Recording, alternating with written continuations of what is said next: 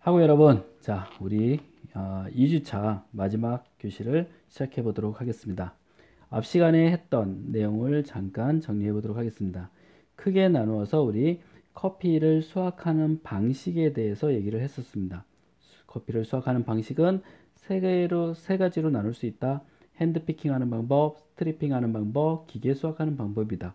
그래서 핸드피킹 하는 방법은 익은 체리만을 선별해서 채취할 수 있기 때문에 이러한 그 고급의 양질의 그러한 온도를 채취할 수 있다. 체리를 추출할 수 있다라고 얘기했습니다. 그렇지만 하루에 정해진 체질량이 어, 많지 않기 때문에 인건비가 상승하는 그런 효과를 좋지 않은 그런 단점을 가지고 있다. 스트리핑 같은 경우에는 일시 수확을 할 수 있다. 그렇지만 이물질 같은 그런 내용물들이 같이 섞일 수 있고 한 번에 긁어서 훑어서 채취하는 방식이다 보니까 그 수확하는 시기를 결정하는데 큰 애로점이 있는 그런 수확 방식이다라고 얘기를 했습니다. 기계 수확 같은 경우는 노동력이 대폭 절감되는 그러한 효과는 있지만 초기 비용 저장하고 또 그걸 선별하고 그리고 기계를 구입하는 이러한 초기 비용이 많이 발생한다. 그리고 또 이러한 지형적인 그러한 조건도 맞춰줘야지만 가능하다. 그리고 나무에 데미지 손상을 많이 줄 수 있다라고 얘기를 했었습니다. 여러분들이 기억하시고요. 또 수확을 해서 가공하는 방식에 대해서 크게는 우리 건시법과 습시법으로 나누어서 얘기할 수 있다라고 얘기를 했습니다.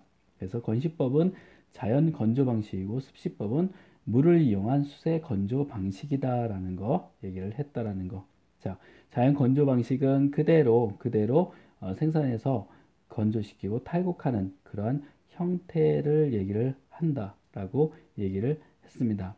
그리고 수세 건조 방식은 자연 건조 방식보다는 조금 더 복잡한 그런 과정을 가지고 있는데 그 수세 건조 방식에는 과육을 제거하고 점액을 제거하는 과정이 있다라는 거. 그래서 점액을 제거하는 과정에서 발효를 시키느냐 발효시키지 않느냐에 따라서 또 세미 와시드 중간 단계의 그러한 간략한 그러한 수세 건조 방식과 그리고 파피드 와시드 그래서 이러한 방식을 선택해서 발효시키는 공정을 없애고 간략하게 세척해서 만드는 가공하는 그러한 방식이 있다라고 얘기했던 거 여러분들이 기억하시면 될 것 같습니다. 그래서 수세 건조 방식에는 선별하고 세척하고 과육을 제거하고 그리고 점액을 제거하고 또 다시 세척해서 이 과정에서 물을 많이 사용하고 이 과정에서 환경 오염의 문제가 있을 수 있기 때문에 이러한 세미 단계의 그러한 수세 건조 방식이 채택이 돼서 사용이 되어지고 있다라는 거 기억을 해 두시면 되겠습니다. 그리고 이러한 방식으로 생산되는 그러한 방식들의 그런 생도가 더 품질, 왜냐하면 선별적으로 또 이런 발효 공정을 거치고 이런 나쁜 점액질을 제거한 후에 건조하기 때문에 좀 더 품질이 좋은 그리고 일정한 그러한 커피 원두를 생산해낼 수 있는 그러한 가공 방법이다라고 했던 거 여러분들이 기억을 해 두시면 되겠습니다. 자, 이번 시간에는 우리가 다시 커피에 대해서 생각할 때 그 커피를 그 선별 방법은 어떠한 방식으로 선별을 하는지에 대해서 같이 살펴보고자 해요. 그래서 여러분들이 하실 때에는 보실 때 먼저 커피의 그런 생도의 선별 방법에 대해서 이해를 하시면 되겠고 그리고 생도를 포장하는 거 또 어떻게 보관하는지 또 커피의 국가별 분류 기준에 대해서 여러분들이 이해를 하시면 되겠습니다. 자, 들어가 보면 자, 선별이란 무엇이냐? 선별 작업을 하죠.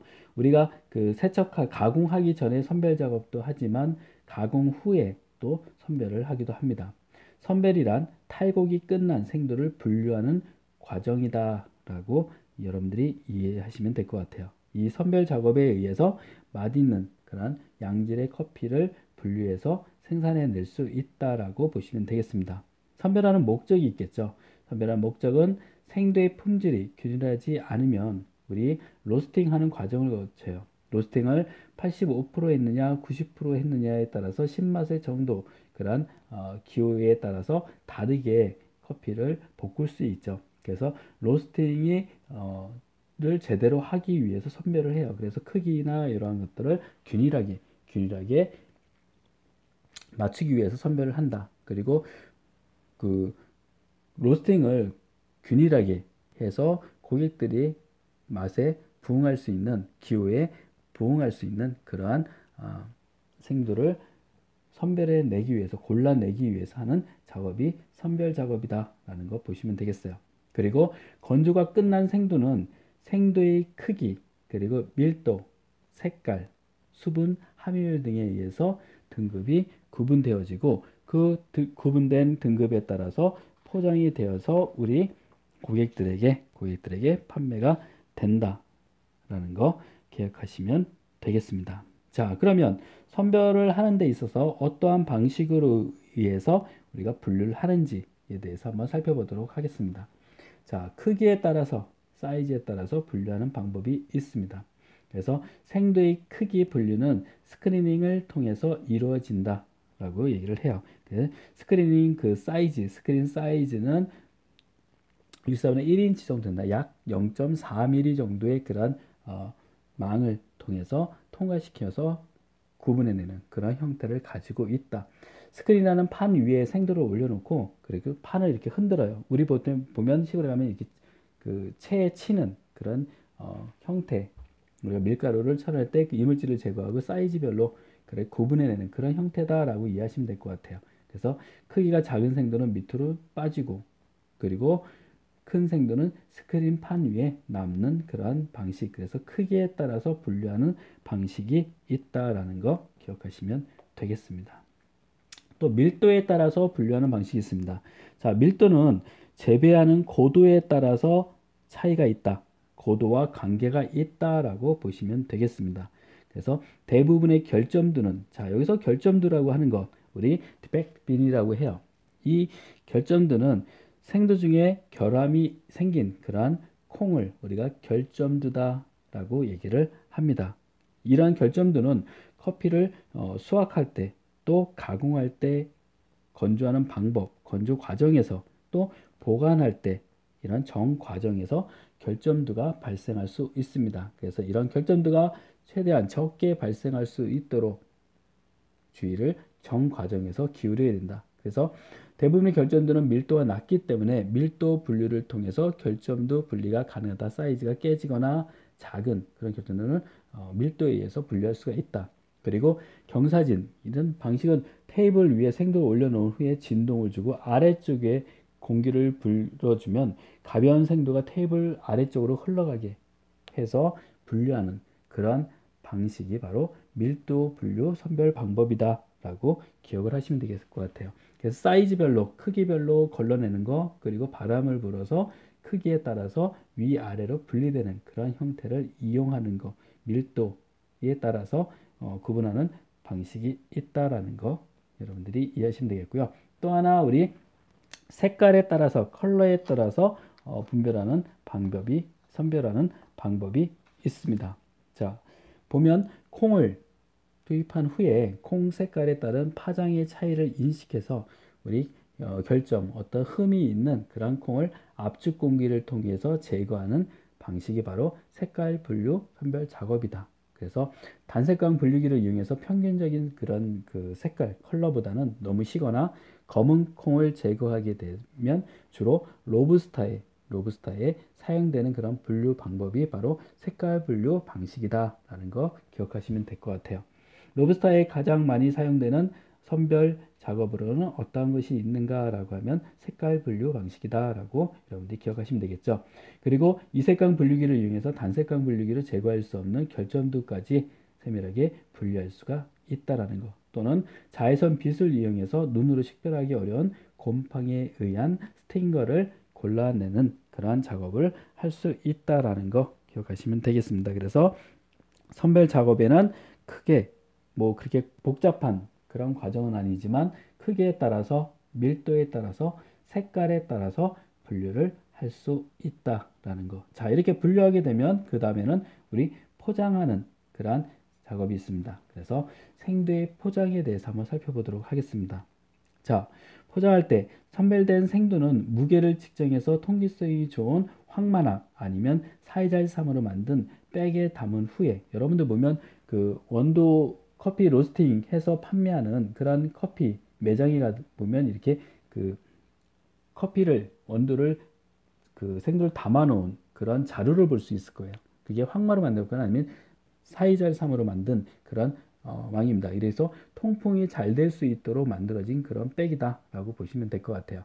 그래서 여기에 넣어서 포장을 한다라는 거. 포장 단위는 일반적으로 한 백당 60kg이 국제적인 표준 단위이다. 그리고 그러나 나라마다 그러한 포장 단위는 다양하게 지정해서 사용을 하고 유통을 하고 있다. 그래서 여러분들이 가서 보면 일반적으로 백에 이렇게 팩에 자루에 담아져 있는 그 생두의 양은 보통 약 60kg 정도가 되겠구나라는 거 여러분들이 가늠하시면 되겠어요. 자, 그러면 그 나라마다 조금 다른 그런 포장 단위를 이용한다라고 했었죠. 그러면 국가별로 포장 단위를 보면 조금 한 60kg에서 한 75kg 정도의 그러한 그램을 가지고 분류를 하고 있습니다. 그래서 75kg을 사용하는 그런 백을 한 백으로 삼고 있는 도미니카, 그리고 또 74.4 무게로 한 6.4kg 되는 통의 무게를 가지고 있는 자메이카, 그리고 이 자메이카 통에다가 담아서 이렇게 유통하는 그런 과정입니다. 그리고 70kg을 한 백으로 이용하는 단위를 사용하는 콜롬비아, 그리고 69kg, 60kg, 보통 보면 69kg 정도를 많이 사용하는 그러한 어떤 양질의 생두를 판매하는 그런 나라들이 많네요. 코스타리카, 엘살바도르, 그리고 과테말라, 페루, 온두라스, 니카라가 이 국가가 이러한 계량을 사용하고 있고, 60kg은 앙골라, 브라질, 인도네시아, 코트디부아르, 케냐, 탄자니아, 토고, 우간다, 예멘, 하이티, 이집트 양질의 그러한 품종을 많이 생산하는 국가입니다. 그래서 60kg에서 70kg 그 사이를 우리가 단위로 국가별로 사용을 하고 있다라는 거 보시면 되겠고, 특이하게 가장 작은 단위를 사용하는 국가도 하와이가 있다. 그래서 100파운드에서 45.3kg을 한 단위로, 포장 단위로 사용하는 국가도 있다라는 거 여러분들이 이해를 하시면 되겠습니다. 자, 우리 기간별로 생두를 분류하는 그러한 기준이 있습니다. 그래서 뉴크롭이다 해서 우리 기간은 한 수확한 후에 1년 정도, 그리고 패스트크롭이라고 해서 1년에서 2년 그 사이를 분류할 수 있다. 그리고 올드크롭이라고 해서 2년 이상의 그러한 생두로 분류할 수가 있다. 보통 보면 생두는, 좋은 생두는 어떠한 생두가 좋은 생두인가 해서 보면, 죄송합니다. 자, 색상은 짙은 청록색일수록 좋은 생두이다. 그리고 생산 지대에는 고지대일수록 좋은 생두가 생산이 된다. 품질은 결점두가 적게 혼입되어 있고 선별 작업이 잘 된 그러한 생두가 좋은 생두이다. 그리고 크기가 균일할수록 좋은 것이고, 그리고 크기를 봐서는 다른 조건이 동일하다면 사이즈가 클수록 좋은 생두이다. 우리가 품종을 개량하는 목적의 가장 또 하나의 그 경우가 생산성을 높이기 위해서라고 얘기를 했습니다. 그래서 이런 사이즈가 클수록 좋은 생두이다 라는 거 기억하시면 되겠어요. 자, 밀도를 봤을 때는 밀도가 작은 것보다는 밀도가 높을수록 좋은 생두이다 라는 거. 그래서 우리가 조금 알이 차 있다 라는 그런 느낌, 알이 차 있는 그런 밀도가 높은 생두가 좋은 생두이다 라는 거 기억을 하시면 되겠습니다. 그렇다면 이런 생도를 우리가 백에 담은 것을 구입을 했어요. 그러면 어떻게 보관하는 것이 좋은가? 자, 보관을 하는 데 있어서 보관이 왜 중요한가를 한번 살펴볼 필요가 있습니다. 자, 보관이란 포장이 끝난 생도에 보존하고 관리하는 것을 우리가 보관이다 라고 얘기를 합니다. 커피는 일반적으로 생리적 활동을 하는 살아있는 그런 형태이기 때문에 보관 환경이 매우 중요하다. 여러분들 보면 커피 우리가 내리고 남은 그라인딩하고 남은 그런 커피 찌꺼기 가루를 냉장고에 넣으면 이런 나쁜 잡냄새를 흡착하는 그런 효과가 있다라고 얘기를 합니다. 냄새 냉장고에서 냉장고에 많이 넣어놓죠. 냄새를 제거할 때. 자, 이런 것들처럼 커피는 움직입니다. 그래서 그 생적으로 활동하기 때문에 많은 것들을 주위에 있는 그런 냄새들을 흡착할 수가 있기 때문에 보관 환경이 매우 중요하다. 그리고 씨앗으로 사용할 때 발화율은 보관 상태에 따라서 달라질 수 있다라는 거. 또한 커피는 보관 장소의 주변 환경에 따라서 맛과 향이 쉽게 변할 수 있고, 그리고 커피 생산은 계절적인 반면에 소비는 연중 지속적으로 발생하고 있다는 거. 따라서 생산자에서 계약자에게 전달될 기간이 상당히 오래 소요될 수가 있습니다. 그래서 장기간 보관하는 경우가 자주 발생하기 때문에 보관의 중요성이 높다라는 거. 그래서 좋은 그런 커피를 생산해서 체리를 생산해서 그리고 거기에 대해서 가공하고 그리고 선별해서 포장을 해서 구매를 했더라도 어떻게 보관하느냐에 따라서 또 커피 품질에 큰 영향을 미칠 수 있다라는 것도 기억을 해 두시기 바랍니다. 그래서 커피를 보관을 잘 해야 된다. 보통 보면 우리가 커피를 로스팅한 커피 원두를 그렇게 구매를 하면 보통 그라인딩 하지 않은 그런 원두를 보면 보통 유통기한을 1년 정도 두고 있는데, 만약에 그 밀봉했던 거를 뜯고 사용할 때 우리가 커피 향이 금방 휘발될 수 있고 떨어질 수 있기 때문에 이러한 부분들 커피는 적기적소에 필요한 양을 잘 예측해서 그 향을 다 품고 있을 때 고객들에게 제공하는 것이 중요하다. 오래된 커피에는 또 그 안에 유지 성분이 있어서 이런 부분들이 내려가고 또 커피에 그런 나쁜 향들이 더해질 수 있기 때문에 보관을 잘 해야 된다라는 것도 기억을 해 두시면 되겠습니다. 자, 생도를 분류할 때 우리가 어떻게 하는가? 우리 결점도 디펙트 빈이라고 했죠. 이런 디펙트 빈이라고 해서 우리가 이런 것들을 선별하고 할 때 이러한 그 분류를 잘 해서 사용을 해줘야 된다. 그래서 결점도에 의한 분류는 브라질이나 뉴욕 분류법이다. 그래서 300g의 생도를 가지고 분류하는데 생도 중에 포함되어 있는 결점도의 종류입니다. 종류가 아니고 오타가 있네요. 종류에 따라서 그에 상하는 결점 개수를 계산해서 이를 합산한 후에 우리 뉴욕이란 그 NY2에서 NY6까지 등급을 매기게 된다라는 거 기억을 해 두시면 될 것 같아요. 자, 그리고 크기에 의한 분류입니다. 크기에 의한 분류를 채택하고 있는 나라들은 대부분 커피의 품질 관리가 뛰어나다. 그리고 상대적으로 결점도가 적은 우수한 품질의 커피를 생산하고 있는 나라가 많다. 그래서 크기에 따라서 분류한다. 크기에 따라서 분류하는 방법은 이렇게 걸러내는 책 스크린에 통과시켜서 구분하는 방식이 있었죠. 자, 생산 고도에 의한 분류가 있습니다. 커피는 생산 고도가 높을수록 그 맛과 향이 뛰어나고 수확량이 좀 적기 때문에 저지대에 생산된 커피보다 당연히 그 등급이 높게 매겨지고 고가로 유통이 되고 있다라는 거 기억을 해두시면 되겠습니다.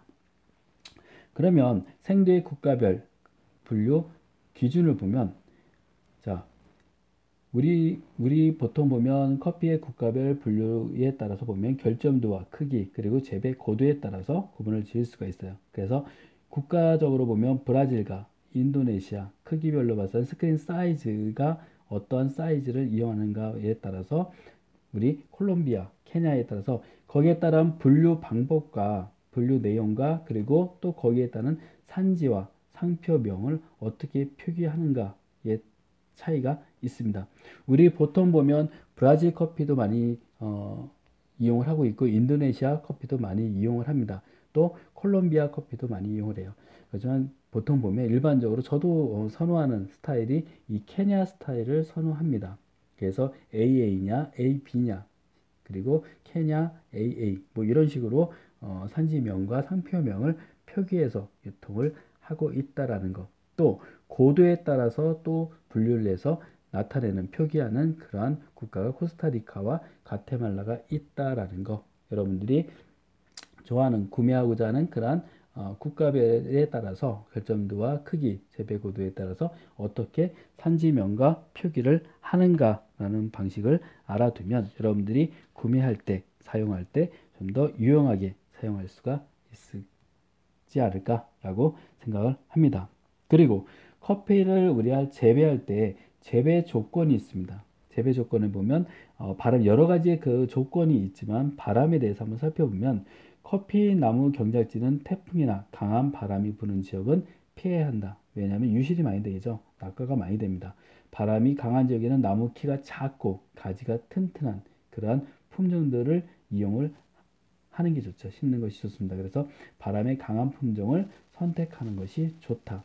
또 무역풍이나 해풍 등과 같이 장기간 지속되는 바람은 과도한 증발작용을 일으켜서 커피 나무를 손상시킬 수 있기 때문에 이러한 지역은 되도록이면 우리가 커피 재배를 새롭게 선택하고 이용하고자 한다라고 할 때는 피하는 것이 좋다라고 이해하시면 될 것 같아요. 그리고 바람이 강한 지역은 세이드 트리나 방림품을 심거나 방풍 시설을 해서 이러한 바람에 대한 피해를 최대한 줄일 수 있도록 해서 여러분들이 이용하는 것이 재배하는 것이 좋다. 자, 커피에 대한 이런 것들은 우리가 직접 커피를 생산하거나 심거나 이렇게 선별하는 이런 작업을 하기보다는 자, 우리가 생도를 담아서 백에 담아서 어떻게 구매해서 우리가 이용할 그런 기호에 맞게끔 로스팅해서 고객들에게 제공할 것인가, 보관 기간은 어느 정도 둘 것인가,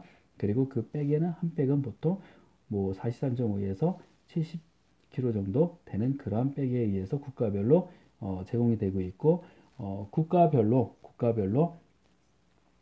결점도나 크기, 재배 고도에 따라서 어떠한 표기 방법을 쓰고 있는가 이러한 방법들을 우리가 체크하는 것이 더 우리에게는 맞는 그런 이해를 가질 수 있다라고 볼 수가 있겠습니다. 자, 지금까지 학습했던 내용을 가지고 문제를 한번 풀어보도록 하겠습니다. 자, 좋은 생도를 감별하는 방법으로 옳은 내용이 아닌 것은, 옳지 않은 것은 그런 얘기입니다. 자, 밀도가 높을수록 풍미가 좋다, 풍부하다. 그렇죠? 밀도가 높을수록 향미가 풍부하다라고 얘기를 했습니다. 아래 우리가 밀도 낮은 것보다는 높은 것이 좋다라고 얘기를 했습니다. 자, 밀도는 고도와 생산하는 고도와 차이가 있다. 나무가 위치해 있는 고도. 자, 그리고 생도의 적정 수분 함량은 10에서 13%이다. 자, 앞에서 수분 함량 우리가 살펴보지 않았지만 10에서 13%가 적정 함량이다 라고 얘기를 합니다. 그리고 결점도 함량은 생도의 품질을 평가하는데 매우 중요하다. 당연히 중요하죠. 결점도가 적은 것이 좋다라고 얘기를 했었습니다. 또 수확한 지 최소 1년이 지난 생도는 숙성되어서 품질이 좋다. 자, 이 얘기는 맞지가 않습니다. 그래서 수확한 지 1년이 지나게 되면 패스크롭이라고 해서 가치가 떨어지기 때문에 1년이 지난 생도는 숙성되어서 품질이 좋은 것이 아니고 품질이 좋지 않아진다 라는 게 답입니다. 자, 그리고 좋은 생도라도 보관이 잘못되면 상품성을 잃어버린다. 맞죠? 이 내용은 여러분들이 함께 살펴보았던 그 내용이니까 이해를 하시면 될 것 같아요. 자, 그러면 답은 여러분들 자, 4번 수확한 지 최소 1년이 지난 생도는 숙성되어 품질이 좋다. 이 내용이 잘못된 오답이다 라고 여러분들이 체크를 해 주시면 되겠습니다. 자, 정리해 보도록 하겠습니다. 자, 선별 작업은 균일한 품질의 생도를 선별해서 구매자의 요건에 부응하기 위해서 이루어지는 작업이 선별 작업이다.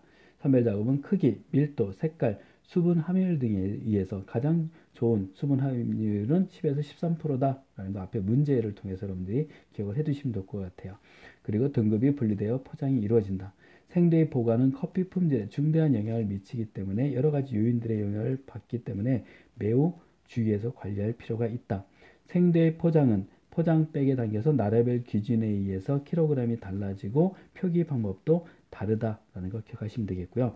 국가별로 크기, 재배 고도, 그리고 결점도 수와 같은 다양한 방법들로 등급을 분류하고 표기하는 방법들도 다양하다라는 것 여러분들이 기억하시면 되겠습니다. 자, 다음 시간에는 우리 비대면이 아니고 대면으로 갔으면 좋겠는데 상황이 여의치 않기 때문에 일단은 결점도와 국가별 커피에 대해서 학습하는 시간을 일단 예시로 제시하고자 합니다. 여러분, 이번 주차도 고생 많으셨습니다. 수고하셨습니다.